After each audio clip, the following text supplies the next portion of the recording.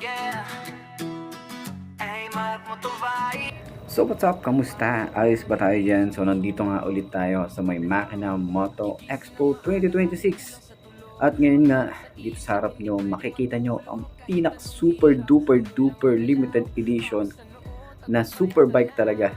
Ito ang MV Agusta Super Veloce 1000. Grabe ang motorcycle na to. Tara, tingnan natin kung sulit nga ba ang presyo at yung specification nito. Tara, ikutan natin saglit. Let's go!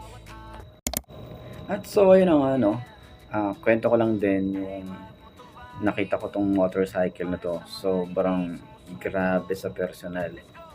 Wala akong masyadong masabi dito, kundi napakaganda. At ngayon ko lang din nalaman na limited edition pala ang isang to. At yung presyo, sobrang talagang napaka-bigat. Okay, parang kung bumili ng isang kotseng mamahalin, parang sports car din ang binili mo. Pero ito kasi, MV Agusta Super Veloce 1000 AGO Limited Edition. Grabe sa personal to. Kung makikita nyo to, grabe talaga. Parang ayaw mong hawakan. Ang hirap niyang gasgasan, parang hirap niyang sakyan. Mapapansin nyo naman, wala talaga halos sumasakay dito sa motorcycle na to. Hindi ko lang alam kung pinabawal ba nila o talagang wala lang may gusto na sakyan ng isang to. Pero kung titingnan yung mabuti, sobrang angas. Yung specs, sobrang ganda para dito sa motorcycle na to.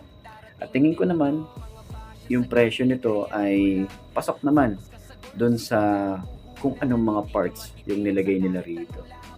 Yung paano pagkakagawa, yung finish nito, yung forma, at kung paano pinag-isipan ng mga engineer ang pagbuo ng ganitong motorcycle.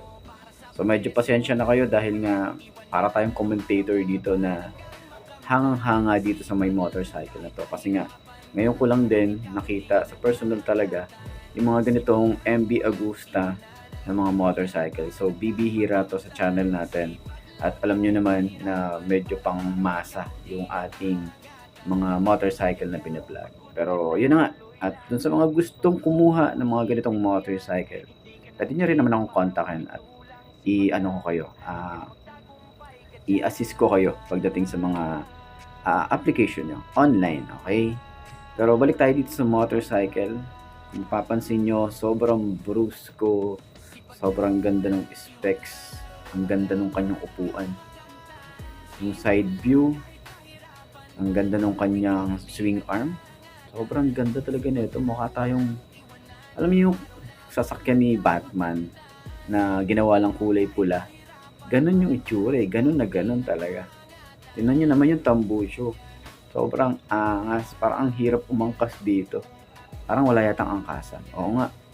Wala nga yata tong angkasan. Parang pang single lang pala to. Itong motorcycle na to. Tingnan nyo naman. Grabe sa forma. Grabe sa dating. At yung side view, side profile. Ayan. So kagandahan nga pala dito is meron tayo ritong dual channel ABS. Meron tayong magandang specs na makikita rito. Lahat ng mga parts na ginamit dito ay sobrang solid.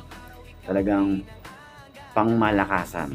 Okay? Kaya limited edition ng isang to. At hindi ko rin din sure kung ilan nga ba ang ginawa na ganitong motorcycle.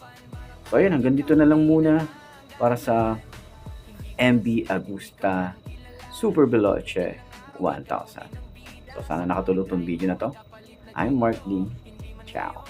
Babush. Gilid, hayaan mo lang.